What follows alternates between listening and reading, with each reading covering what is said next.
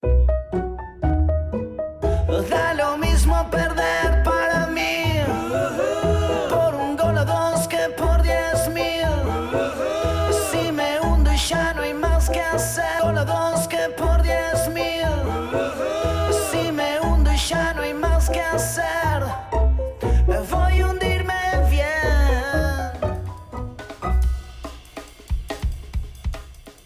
11:03 en la República Argentina, menos que lo esté siguiendo en otra parte del mundo y sea otra hora o en otro momento o en otro lugar. Y esto no tenga ningún sentido, salvo para los que lo están escuchando ahora en vivo. Che, Miguelius. Sí, va a poner.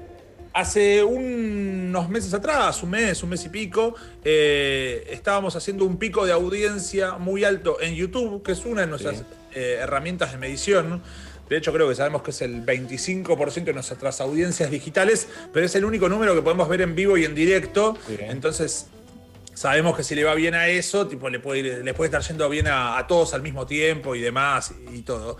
Y yo vi un tuit de nuestro invitado de hoy, que es becario del CONICET y que investiga sobre toda la cuestión de los medios. Vi un tuit que estaba destacando justo eso, me llamó la atención, vi todo un hilo. Mucha gente me dijo, es un capo, es un capo, es un capo. Lucas ya lo conocía, sabe muchísimo de radio y de medios, y como se conmemoran los 100 años de la radio, nos parecía que era una buena excusa para charlar con él. Si no lo conoces, te lo presento. Lo acabo de conocer yo igual, no es que lo conozca mucho más que vos. Agustín Espada del otro lado. Hola, ¿cómo están? Hola, papá. ¿Todo bien? Todo bien, gracias, guacho, por tu tiempo. No, gracias a ustedes por la presentación y por invitarme a pensar un poco esto de la radio en los 100 años. ¿Tu relación con la radio, de que te intrigue tanto ese terreno para investigar el fenómeno, audiencias, todo eso, cómo nace? Nace primero como oyente, obviamente, ¿no? Muy ligado a la radio desde lo deportivo, desde el fútbol, cuando era pendejo, de escuchar los partidos de fútbol, escuchar, qué sé yo, la oral deportiva. Y después porque en la carrera había una materia que se llamaba Gestión de Medios, que daba Santiago Marino, y ahí nos ofrecieron hacer, no, las materias de la facu no te ofrecen hacer trabajos finales, los tenés que hacer. ¿Tenés ganas de hacer un trabajito final? ¿Estás con ganas? ¿Te animás? Y ahí entonces el trabajo final lo hice sobre Vorterix, era 2013, o sea, recién arrancaba Vorterix, para pensar si Vorterix era una radio o no, y ahí arrancó todo este camino. Después me metí en un proyecto de investigación y gané una beca de CONICET, y acá estamos un par de años después, siguiendo con esta pregunta desde la universidad, desde el estudio académico, si se quiere, de cómo se adapta la radio a internet. Che, y en ese momento, ¿qué te llamó la atención de Vorterix? Que nosotros alguna que otra vez hemos charlado en público o en privado con Pergolini por ahí, de decirle como que había llegado muy temprano a algo, ¿no? Como que Vorterix era muy avanzada en ese momento, y yo no tenía ni mucha idea ni quién escuchaba ni nada, porque no venía de la tradición ni rock and pop ni nada de eso, entonces nunca le di demasiada bola.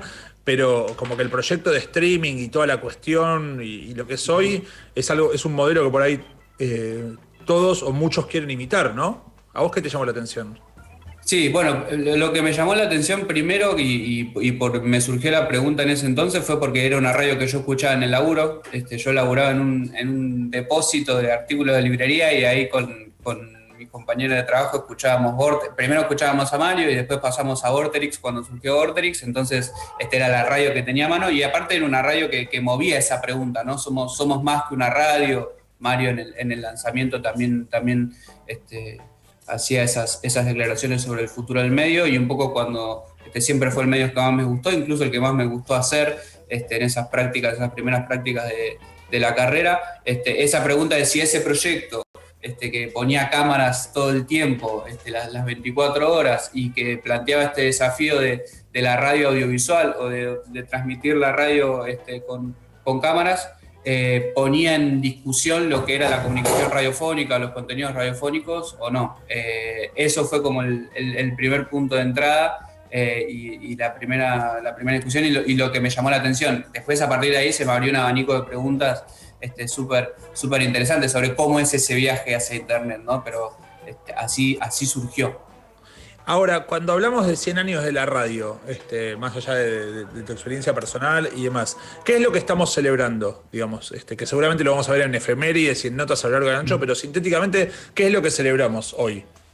Bueno, se celebra que hace, valga la redundancia, ¿no? 100 años, el 27 de agosto de 1920, hay cuatro estudiantes de medicina que eran radioaficionados porque se dedicaban a experimentar y a probar con diferentes tecnologías y dispositivos lo que en ese momento se llamaba telegrafía sin hilos, ¿sí? Que era la comunicación a través del aire, la comunicación oral a través del aire, y realizaron lo que desde Argentina discutimos porque nos encanta ser los primeros en distintas cosas. Fue la primera transmisión radiofónica, que desde acá decimos que fue la primera porque se realizó con un objetivo de llegar a una audiencia, no con un objetivo experimental de punto a punto, si se quiere, sino de radiodifusión, ¿no? De punto masa. Y también porque fue la primera transmisión que se sostuvo en el tiempo, que es decir, que estuvo el 27 de agosto y después siguió, ¿sí? No es que se frenó, claro, sino que esa emisora siguió en el tiempo. Bien, y escúchame, y hoy, viste que, hay tanta oferta de tantas cosas, ¿qué sentís? ¿Cuánto público hay escuchando hoy, vos que conocés un poco de las audiencias, en comparación con otras épocas? ¿Fue descendiendo la cantidad de gente que escucha radio? ¿Fue cambiando la manera de consumir? ¿En qué estamos? Sí, sí a todo, digamos. Hoy hay menos personas escuchando radio que antes, porque también nuestra atención se diversifica mucho, y también porque eso quizás lo podemos discutir, ¿no? Pero desde mi punto de vista a la radio le cuesta bastante adaptarse al nuevo escenario cultural, ¿no? Y sobre todo a este escenario de la cultura on demand y del consumir lo que quiero, cuando quiero y por donde quiero, ¿no? Sin embargo, más allá de eso, de que va perdiendo audiencia, en los últimos años, sobre todo y de manera bastante acelerada en los últimos 4 o 5 años, se sostiene en un consumo del 60-70% de nuestra sociedad, de las personas que habitamos el país, escuchamos al menos una vez a la semana la radio, y eso es una penetración súper relevante, o sea, pone a la radio como, y estos 100 años también hablan de eso, como una institución social, ¿no? Como una referencia al momento de entretenernos, de informarnos, de acompañarnos. Y entonces, si bien es un momento medio que podríamos denominar crítico en cuanto a la audiencia, tiene una oportunidad para avanzar en ese futuro muy, muy interesante. Yagu, ¿por qué crees que, no sé si es sociológico, un análisis de la gente o del producto, de qué, pero ¿por qué se dice o se sabe tanto que la radio genera un público como que tan fiel? ¿Por qué la gente se siente mucho más atraída? Por ese vínculo que se genera entre el oyente y gozo, ¿por qué dicen que es más fuerte que el de otros medios? ¿Por qué? Porque está como en la base de la comunicación radiofónica, ¿no? La relación y el tipo de comunicación íntima, cercana, de confianza que se construye entre los que hacen radio y los que escuchan radio, hacen que sea muy difícil de construir. Por eso en los últimos tiempos también la audiencia de radio cae, porque hay muchas radios que cambian la programación, que se venden, que se compran, que pasan de ser habladas a ser musicales de un día para el otro, ¿no? Digamos, y esos códigos de escucha, ustedes lo saben bien, esos códigos de escucha, esos contratos de escucha se van rompiendo y son muy difíciles de reconstruir, pero cuando están vigentes, hacen que nosotros, los oyentes de un programa, sintamos que ustedes, los que hacen un programa, como nos acompañan a nosotros en nuestras rutinas, digamos, nos amenizan nuestro día rutinario, y están tan metidos en nuestros oídos y en nuestras cabezas, que esa es la magia de la radio, ¿no? Que lo que hace es el teatro de la imaginación, si se quiere, nos ponemos románticos con esas definiciones, nos sintamos muy cercanos, ¿sí? Nos sintamos que los conocemos, por más que no nos vimos nunca en nuestra vida, ¿sí? Que ustedes hacen un chiste y nosotros compartimos ese código, ¿no? Ese manual, ese libro de código que ustedes hablaban en la apertura, los tenemos los oyentes, ¿sí? Porque los acompañamos todos los días. Entonces esa relación es muy difícil de sustituir y de reemplazar con otro medio y con otra forma de comunicación, ¿no? Formamos, si se quiere, los oyentes de radio, lo que se dice en los libros, si se quiere, es como una comunidad imaginada, ¿sí? O sea, nosotros formamos parte de un espacio que se genera en un par de horas y que sabemos que nos sentimos parte de eso. Sí, además de eso que decís que es totalmente cierto y que te lo va a decir cualquier persona que haya trabajado en ambos medios, en tele y en radio o en los medios que podamos imaginar, también la libertad para trabajar en radio es diferente que la libertad para trabajar en televisión. No solo porque una vez que estás en el estudio están solamente los que conducen y por ahí del otro lado tenés a los productores y al operador, sino los tiempos y el nivel de relajación que lográs al no tener que estar maquillado, con luces, con cámaras, o siguiendo ciertas rutinas, ahí te relajás más, lo que lográs es un poco más auténtico en general. Y eso es claro, esa autenticidad de la que hablas instala también una forma de comunicación que es horizontal entre el conductor y el oyente, ¿no? Que quizás en la tele es más difícil de reconstruir, la tele es más diva para eso, es más distante, ¿viste? Es como hay una estrella en la tele y nosotros somos los que estamos mirando. Acá es casi como un amigo, un referente, alguien al que le confío mucho, que me está hablando y me está acompañando mientras laburo, mientras estudio, mientras viajo. Ahora, perdón. Sí, mándale. Dale. Que esto sucede con todas las cosas, ¿no? Con la tele, con los medios, con las series, con los deportistas, con todo, pero el éxito de un programa, esto ya es para filosofar, aunque seguro vos sepas más de esto, pero el éxito de un programa que se sostenga en el tiempo, a ver, cuando empieza a bajar un programa que hace mucho tiempo que está, que obviamente todo tiene su cresta, su pico, y menos el coronavirus acá, todo después tiene un pico y después empieza a bajar.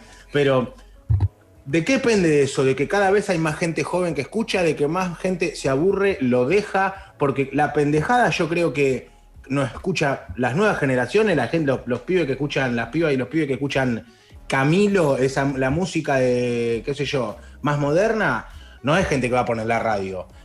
Por ahí en nosotros encontró algo audiovisual y algo más parecido, por ahí un stream, que es un stream, pero que un programa de radio, ¿entendés?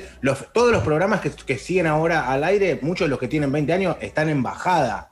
Eso es porque la gente se cansó, se aburrió de siempre lo mismo, o porque se cansan las publicidades. ¿Qué es lo que sucede con el público?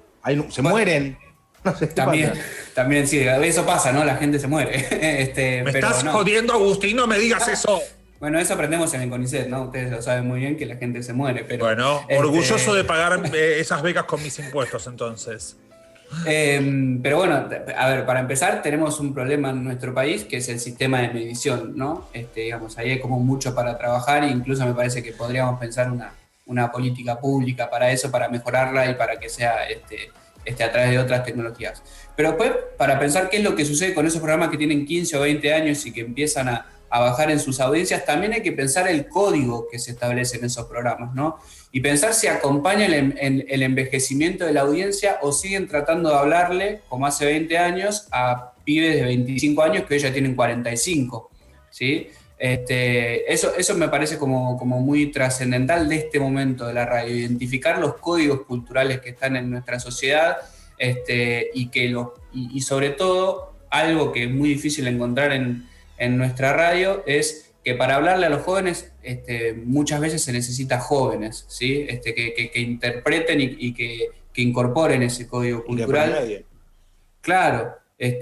No que todas las radios le hablen a los jóvenes, pero si hay una radio que se quiere trabajar y quiere dedicarse a esa audiencia joven, que incorpore figuras o personajes o profesionales que conozcan ese código, no que traten de que una persona de 45 años le hable a esa juventud, porque, digamos, ustedes quizás lo saben mejor que yo, pero digo, los saltos generacionales cada vez son más altos, ¿sí? En cuanto al código y a lo que se comparte. Sí, igual la radio un productor de radio que labura no te hablo de un productor artístico, tipo Luca, Vicky, me refiero a un productor de que está pensando en quién tener para tener más audiencia, porque se reflejan marcas y guita. Me perdí con la pregunta. Perdón. O sea, siempre está buscando eso, ¿entendés lo que digo? Como que el programa que tiene 20 años al aire, ¿qué es lo mejor que tiene que hacer a nivel producción como para seguir subsistiendo? ¿Acompañar la madurez del público que tiene cautivo desde el principio o ir buscando nuevos? Porque ahí está la falla, cuando buscan nuevo, cuando hacen un cambio, cuando dicen, ahora hago algo renovador, no sé, sumo una chica y el programa sigue igual, ¿entendés? Digamos, ¿qué es lo que tiene que hacer? ¿Bancarse lo que le tocó y seguir con eso? ¿O cómo capta más gente? Pues yo tampoco voy a poner vamos a poner un trapero si tenemos 40 años para que nos escuchen lo que escuchan a Catriel. Porque no me crees eso. Es Bueno, un problema eso. Por suerte estoy yo que me gusta, de verdad. Sí, bueno, pero vos te gusta porque te caen bien los pibes y te gusta de verdad. No, pero- me gusta la música, me gusta más Ya eso sé, que, pero no- que pero cuando no sos vienen y un nene dicen, vestido escuchá de este tema de remera". Charlie, y yo digo, uy, Charlie otra vez, tengo los huevos secos, pero bueno. pero no sos un chabón que usa riñonera y va a la Breche. Ese público, ya no somos eso. No, porque me siento como un padre que fue a buscar a los nenes a la matiné. Y sí. Espera, no sé cómo hace. Hasta Vicky me parece un poco grande y está ahí con la brellita y todo, y es una señora Vicky. Sí.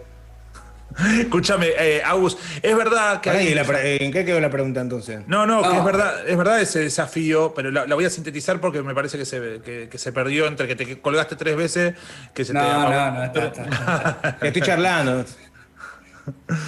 No, perdón, tomo ese guante entonces Sí. para que no se escape.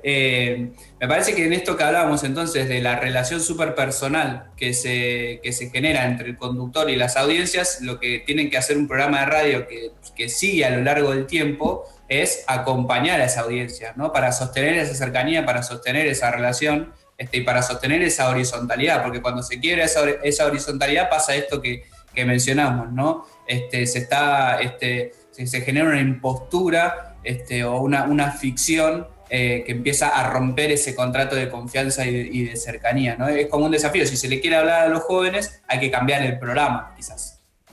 Sí, yo coincido que, o sea, lo que pasa es que es parte de reconocer tu propio crecimiento y tu propia madurez. Y Es es decir, feo y es feísimo tener que Es llegar al momento de horrible, reconocerlo. digamos. Yo me acuerdo en un momento que cuando arrancamos el programa que Miguel me decía, no digas que somos grandes, somos chicos nosotros, somos chicos. Y yo decía, porque yo todo el tiempo decía que éramos grandes. Y ahora Miguel está en la de que ya se siente viejo Miguel, y yo también digo, es como ayer un oyente me manda, che, estoy discutiendo con mi hermana, ¿qué le puedo decir? Y la hermana le decía, él le mandaba un recorte del programa a la hermana y la hermana decía, uy, estos hobbies, tipo, y yo le digo, no le digas nada, tiene razón, para tu hermana No somos... tiene razón. Sí, tiene razón. No, Lo que eso pasa está en la esencia, boludo. ¿Y sabés dónde se pierde mucho? Sí, eso piensan lo mismo los canosos, eso que estás hablando vos, ¿eh? No, pero pará. ¿Sabés cuándo se pierde mucho? Que a mí me pasa y lo sé identificar en un segundo. Cuando los artistas, los conductores, cualquiera, el humorista, el que sea, como que se aburguesa, boludo. Cuando empieza. No, por eso, pero está bien, yo nací siendo un aburguesado porque queriéndome dar más alto de lo que. Pero ese es mi personaje también. Pero lo Yo que te digo es conocí, que- yo te conocí más popu, ¿eh? No, bueno, pero. El conde. No, pero eso es un personaje también, boludo. Pero lo que te digo es que, ¿viste? Cuando te das cuenta cuando alguien pierde la chispa natural o cuando se acostumbra a otra cosa y eso se pierde, boludo. Te das cuenta en humoristas, en un montón de gente y la empatía que generaban ellos cuando vos los escuchabas. se Nico pierde. Repeto. Bueno, puede ser. Sí, Por ejemplo, puede para ser. mí pero no importa. Escúchame, no, digo que perdió como ese contacto más popu que lo que decía caía bien, como que ya lo empezaste a ver como un chabón que se toma años sabáticos y yo decía, Exacto, si yo exacto. laburo todo el año, se toma un año sabático, que hay miles que pueden tomarse años sabáticos. Exacto. Pero Bueno, además porque la radio tiene eso que decíamos recién, ¿no? De relajarse, de mostrarse uno quizás mucho más como es que en otros medios de comunicación, y en ese mostrarse uno como es ingresa también ese cambio personal que uno vive, que tiene que ver o con el paso del tiempo, o con una mejora económica, o con que ya no tiene las actividades que tenía antes y ya no se rompe todas las noches como hace 15 años antes de hacer el programa. Entonces esas cuestiones también afectan al contenido radiofónico, porque el contenido radiofónico habla mucho sobre quienes lo hacen también. Agus, como para ir un poco a data dura y no tanto a nuestras opiniones sobre las cosas, sobre todo las de Miguel y Quiero mías, filosofar, ¿Qué sentís que viene? O sea, hace años que está, hace años que está el podcast, pero siento que estos últimos 2 por lo menos empezó a crecer exponencialmente. Al principio, para explicar lo que era un podcast, se decía, es como un programa de radio que lo escuchás on demand. Después hay gente que es detractora de esa definición, hay gente que avala esa definición. Después, por otro lado, estamos nosotros, que si bien se emite por radio, es audiovisual, es por streaming, y ahora haciéndolo desde nuestra casa, es más parecido a algo que podés ver en Twitch o a una transmisión de YouTube que otra cosa? Digamos, ¿qué venís observando sobre lo que viene para los próximos 100 años de la radio? Es como muchas posibilidades que se le abren a la radio y que le aparecen a la radio en internet desde hace algunos años, pero me parece que en los últimos 4 o 5 años el mainstream, si se quiere, o las radios están siendo un poco más conscientes de eso, de expandir los universos narrativos, ¿sí? Y cuando hablo de expandir los universos narrativos de lo radiofónico, me refiero a esto de poder poner los contenidos a la carta, ¿sí? On demand, tanto los que pasaron por el aire como otros contenidos específicos, que es esto de los podcasts más originales que los que hablas. Para mí,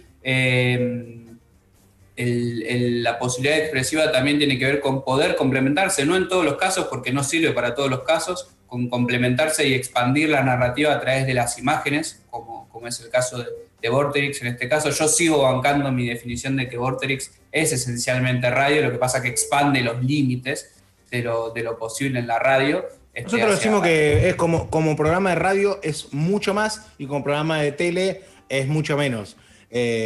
Banco. Lo que hablábamos ayer, como diciendo, nosotros estamos haciendo radio, a veces nos olvidamos que hay alguien escuchando en el auto y hacemos un silencio de 1 minuto porque visualmente garpa, de una mirada de nosotros dos, de lo que sea, y nos olvidamos que es radio. No sé si estamos dentro del rubro radio. Nosotros decimos, vamos a la radio, sí.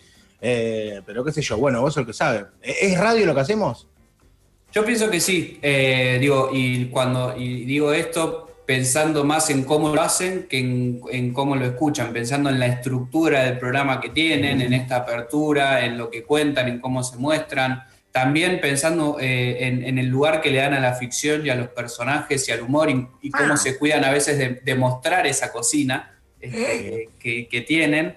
Del lugar que tienen el Tati, del lugar que tienen las entrevistas, o sea, como género y como formato me parece que es súper radiofónico, y lo que sí, a mí me parece un ejemplo de lo mejor que se hace en el país y de lo que he visto de cómo explotar lo radiofónico en las imágenes, que lógicamente va hacia un híbrido que pone en discusión eso, ¿no? O sea, que pone en discusión los límites de qué es radio y qué no es radio. Lo que pasa que es verdad que en nuestro caso en particular, y no por tirarnos flores, es un poco más atractivo y tiene un poco más de sentido lo audiovisual que verle la nuca a Tenenbaum. ¿Viste? Como que vos ponés... Y que tiene una nuca hermosa igual. Sí, obvio, pero poner la radio y para verlos hablar con registro. Unos bizcochos ahí tirados y es una cámara de registro y no sé qué, nosotros lo hacemos un poco por nuestra proveniencia con Miguel, lo hacemos pensando en lo visual, por eso yo a veces me quiero matar cuando, por ejemplo, ahora que estamos transmitiendo en este formato, estamos todo el tiempo ponchados, con lo cual es difícil como construir otra cosa. Es más, yo por ahí te estoy escuchando y estoy así, tipo que estoy interesado escuchándote y por ahí dicen, ¿qué embole te pegaste con Agustín? Y yo estoy chocho, ¿me entendés? Pero... Claro. O por ahí nos queremos hacer una seña con Miguel y como hay delay, tipo yo le hago una seña a Miguel de que siga haciendo algo, Miguel me hace un gesto a mí y se ven los gestos. O Miguel, no sé, se escucha la mujer y la hija abajo y Miguel por ahí les quiere decir algo y se ve a Miguel así. Sí, todo muteado. Todo muteado.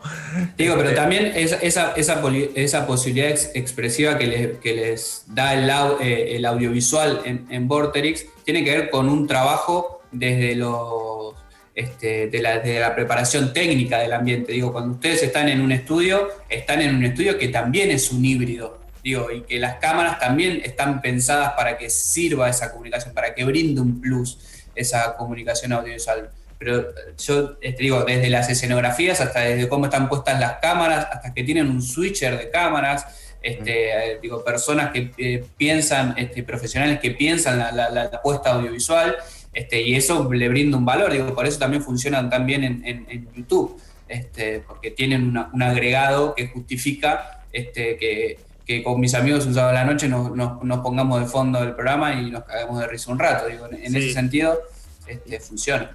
Y con el tema de YouTube, para retomar algo que dijiste al principio, la cuestión horizontal y de comunidad está mucho más desarrollada. No solo por YouTube, sino por todos los medios digitales, digamos. Hay un montón de derivados o de cuentas que Out of Context o Kaposi o las ilustraciones. Hay como todo un universo complementario a lo que sucede al aire que también es compañía para nosotros, digamos, que es el Megut, que generan otros contenidos inspirados en.